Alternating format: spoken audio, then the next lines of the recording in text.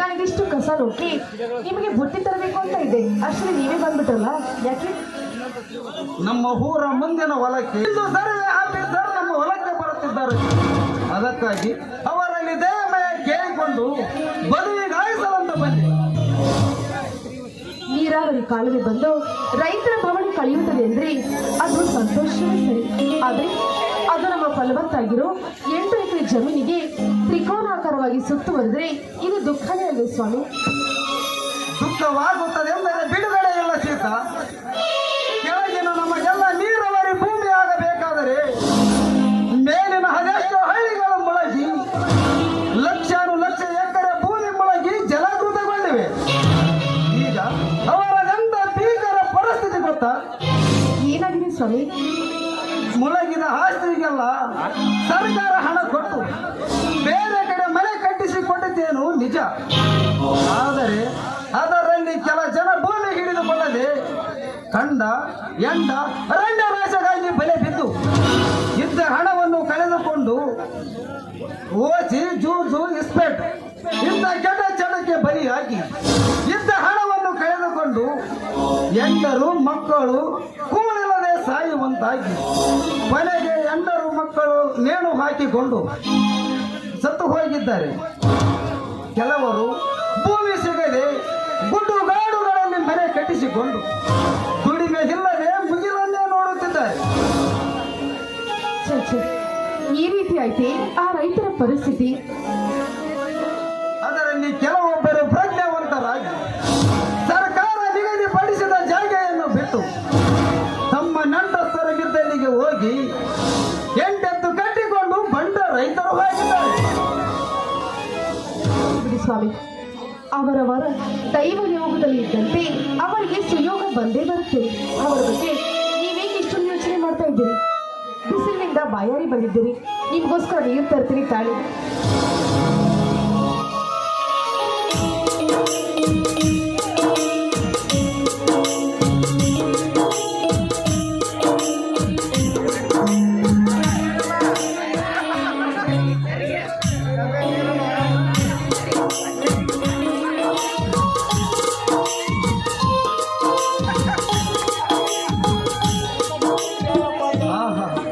ಇವೆಂತ ನೀರು ಸೀತ, ಒಮ್ಮಿಂದೊಮ್ಮಿಗೆ ಹೃದಯ ತಂಪಾಗಿ ಕಣ್ಣುಗಳ ಕೆಂಪಾಗಿ ಈ ಮನೆಯ ತಂಪಿನಲ್ಲಿ ತಂಗಾಳಿ ಬೀಸಿ ನಿನ್ನ ಹಾಡಿನ ಹಿಪ್ಪು ಕೇಳುವಂತಾಯ್ತದೆ.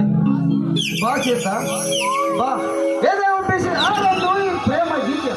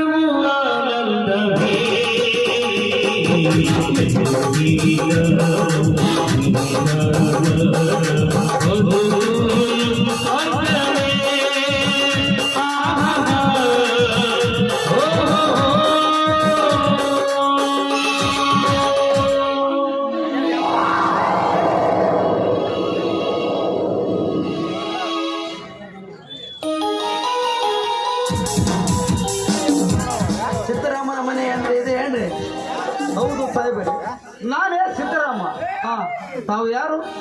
ನಾನು ಜಿಲ್ಲಾ ರೈತರ ಸಹಕಾರಿ ಸೇವಕ ಬ್ಯಾಂಕ್ ಮ್ಯಾನೇಜರ್ ಮುರಳಿ ಅಂತ. ತಾವು ಬಂದ ಕೆಲಸ, ತಾವು 3 ವರ್ಷದ ಹಿಂದೆ ಬೆಳೆ ಸಾಲ ಅಂತ 20,000 ರೂಪಾಯಿ ತೆಗೆದುಕೊಂಡಿದ್ದು ಬಾಕಿ ಇದೆ. ಆದ ಕಾರಣ ಸ್ವತಃ ವಸೂಲಿಗಾಗಿ ನಾನೇ ಬಂದಿದ್ದೇನೆ. ತಾವೀಗ ಕೊಡದಿದ್ದರೆ ಸಾಯಂಕಾಲ ತಮ್ಮ ಮನೆ ಜಪ್ತಿ ಮಾಡಿ ನಾಳೆ 9 ಗಂಟೆಗೆ ನೀವು ಬರಕೊಟ್ಟವಲ್ಲ ಹಾಜರಾಗ್ತಾ ಇದೆ. ಹಾಗೆ ಮಾಡಬೇಡಿ ಸಾವರಿ. ನಾವು ನಿಜವಾಗಲೂ ಸಾಲ ತೀರಿಸಿದ್ದೇನೆ. ಕಟ್ಟವಾಗಿ ಇದ್ದದ್ದು ನಿಜ. ಅವರು ಇದೇ ರೀತಿ ಬೆದರಿಸಿ ನಿನ್ನ ಹೊಲ ಹರಾಜು ಮಾಡ್ತೀನಂತ ಬೆದರಿಸಿದಾಗ ಬಡ್ಡಿ ಸಮೇತ ಸೇರಿ ಒಂದು ವಾರದಲ್ಲಿ ನಾನು 30,000 ಹಣ ತುಂಬಿ ಪಾವತಿಸಿ ಬಂದಿದ್ದೇನೆ. ಬೇಕಾದರೆ ನನ್ನ ಖಾತೆಯನ್ನು ಸರಿಯಾಗಿ ನೋಡಿ. ರೈತರಿಗೆ ಮೋಸ ಮಾಡುವಲ್ಲಪ್ಪ ಈ ಮುರುಳಿ.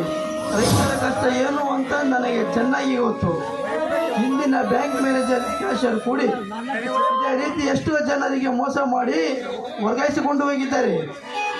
ಅಂದಾಗ ಎಲ್ಲಿ ಅಪವಾದ ಕೊಡಿ ನೋಡೋಣ.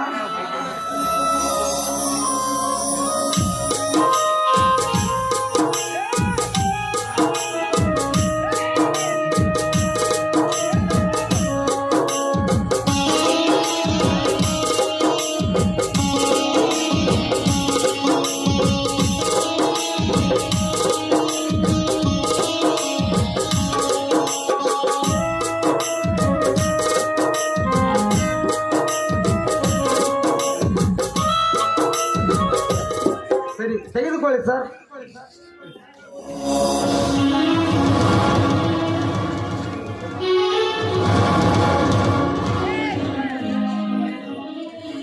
ಇವು ನಿಜವಾದ ಒರಿಜಿನಲ್ ನಮ್ಮ ಬ್ಯಾಂಕಿನ ರಸೀದಿ ಅಲ್ಲಪ್ಪ.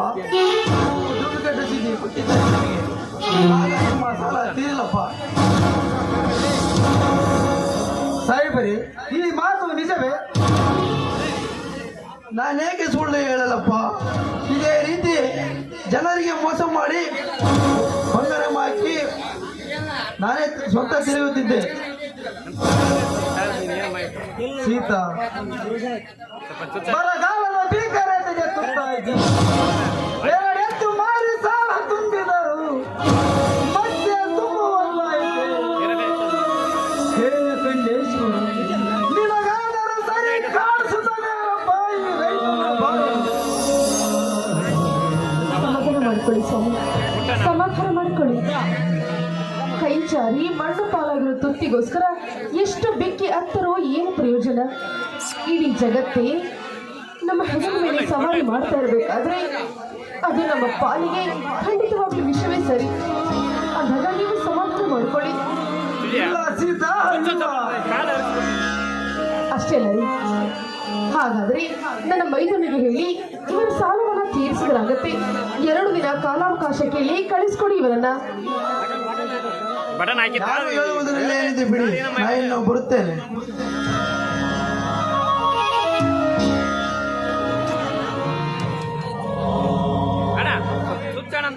ಸೀತಾ, ಇದಾವ ಅಗ್ನಿ ಪರೀಕ್ಷೆ ಬಂತು ನಮಗೆ.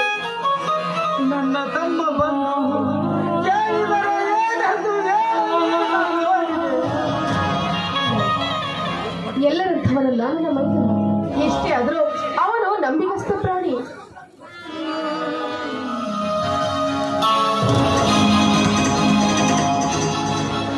ಅಣ್ಣ, ಅತಿಗೆ ಅದೇಕೋ ಇಬ್ಬರು ಬಹು ತೀಕ್ಷ್ಣವಾಗಿ ಗುಸುಗುಡುತ್ತಿರುವಿರಲ್ಲ, ಯಾಕೆ? ಏನಿಲ್ಲಪ್ಪ, ಅದು ಯಾಕನ್ನ ನಿನ್ನ ಕಣ್ಣಲ್ಲಿ ನೀರು? ಅದ್ಯಾವ ಬೀಜದ ಬಿರುಗಾಳಿ ಬಂದು ಅಪ್ಪಳಿಸಿತು ನಿನ್ನದೆಗೆ? ಅದ್ಯಾವ ಮೇರು ಪರ್ವತದ ಬಂಡೆ ಬಂದು ಅಪ್ಪಳಿಸಿತು ನಿನ್ನದೆಗೆ? ಇಲ್ಲ, ಯಾವ ನನ್ನ ಮಗನೇನ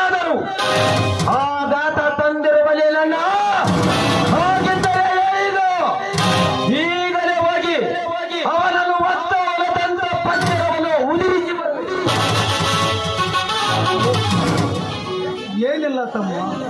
ಸಹಕಾರ ಬ್ಯಾಂಕಿನಲ್ಲಿ ಸಾಲ ತೀರಿಸಿದರು, ಮತ್ತೆ ಬಂದಿದೆ. ನನಗೊಂದು ತಿಳಿಯದಾಗಿದೆ.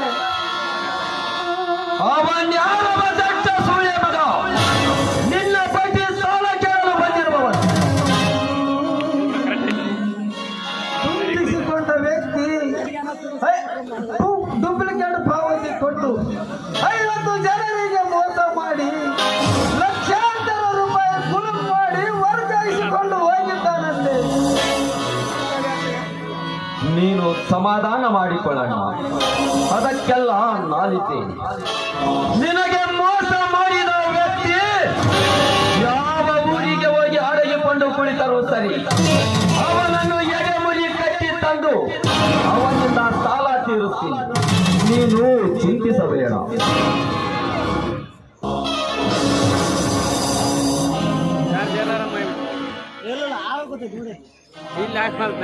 ಚಿಕ್ಕಪ್ಪ ಚಿಕ್ಕಪ್ಪ ಓ ಕುಮಾರ, ಶಾಲೆಯಿಂದ ಈಗ ಬಂದೇನಪ್ಪ.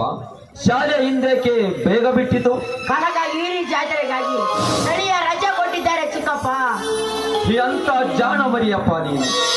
1 2 ಕೂಡಿದರೆ 3 ಚಿಕ್ಕಪ್ಪ. 3 4 ಅನ್ನ ಹಾಕು. ಬೇಳೆ ಆಯ್ತು, ಊಟ ಮಾಡೋರಂತೆ ನಡೀರಿ ಒಳಗೆ.